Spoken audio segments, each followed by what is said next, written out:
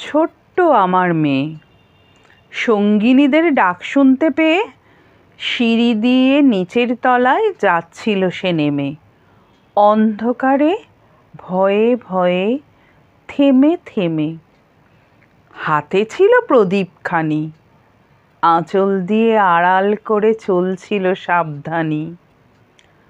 আমি ছিলাম ছাতে, তারায় ভরা চৈত্র মাসের রাতে। হঠাৎ মেয়ের কান্না শুনে উঠে দেখতে এলাম ছুটে।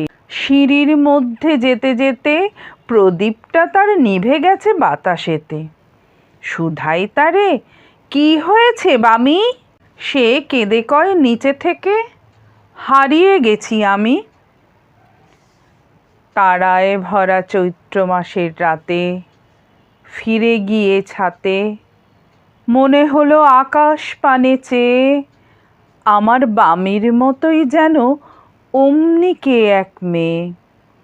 নীলাম্বরের আঁচলখানি ঘিরে দীপ শিখাটি বাঁচিয়ে একা চলছে ধীরে ধীরে। নিব্ধ যদি আলো যদি হঠাৎ যেত থামি, আকাশ ভরে উঠত কেঁদে, হারিয়ে গেছি আমি।